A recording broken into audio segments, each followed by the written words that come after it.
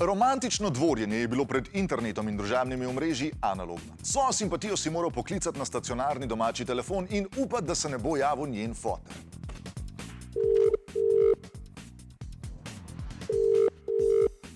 Dober dan, gospod Novak, a je mogoče Maša doma? Zakaj jo rabim?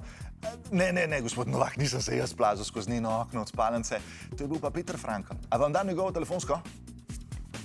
V današnjih kvikih bomo naredili zelo površen zgodovinski pregled pecarjenja. Vi pa presodite, ali bi take osvajalske metode palile tudi danes. Prazgodovino bomo preskočili, kljub temu, da smo s pojavom ognja dobili prve neandertalske romantične večerje ob svečah. Včasih so bile poroke iz ljubezni sila redke. Starši so se dogovorili za formalno poroko, običajno, da bi z njo nekaj pridobili. Politična zavezništva, trgovanje z zemljo, pridobivanje nove delovne sile. Skratka, zakon je bil dober za vse, razen za tista dva, ki sta ga sklenila.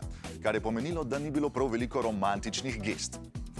Si vi predstavljate, da vam foter danes izbere, s kom se boste poročili? Saj tip sploh ne zna uporabljati Tinderja.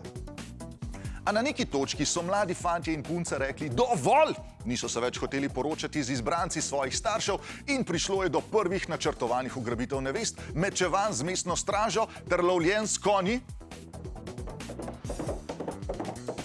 po ozkih mestnih ulicah. Skratka, do velikih romantičnih gest, ki naj bi popolnoma očarale. Kraja neveste predstavlja tudi vrhunec vsake slovenske poroke, samo da pri nas tega ne delajo ljudje pijani od ljubezni, ampak samo pijani ljudje. V srednjem veku so začele nastajati prve prave ljubezenske pesmi, ki so jih sestavili in izvajali trubaduri. To je bil čas balad, romanc ter serenad, ki so govorile o nedolžni ljubezni med vitezi in njihovimi izvoljenkami. Viteštvo še danes velja za sinonim kavalirskosti in plemenitosti, pri čemer pa velikokrat pozabimo na super krvave verske vojne in na viteške dvoboje, kjer so vitezi predvsem kavalirsko krvaveli in plemenito umirali. V renesansi so pesniki nehali opevati viteze in začeli častiti dekleta. Postavljali so jih na piedestal. Govorili so jim, da so nebeške in da so za njih pripravljeni tako bolj metaforično umreti. V romantiki so pesniki ugotovili, da so mladenke nedosegljive, ker so jih postavili na previsok piedestal ter začeli dejansko umirati zaradi njih. Pesnik Puškin je umrl v dvoboju z domnevnim ljubimcem svoje žene. Skratka, v romantiki ljubezen postane pogubna. Romantika je tudi čas, ko se je začelo prvo stokanje. Ker pa takrat, če ni bilo interneta, so pesniki mlada dekleta stokali kar v živo. Prešeren, Julija.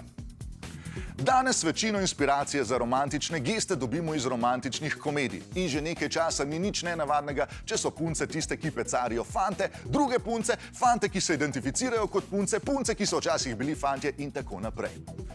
Plus resničnostni šovi, v katerih ljudje tekmujejo, kdo je bolj noro romantičen. Viteštvo skrise. Z družabnimi omrežji je romantika postala digitalna. Zdaj lahko svojo ljubezen spoznamo med igranjem videoigre, jo očaramo s hecnimi mimi, nato pa z njo sekstamo in se morda celo ljubimo v virtualni resničnosti. Tako, zdaj poznate nekaj retro romantičnih gest, v komentarje pa nam napišite, katere lahko uporabljate še danes.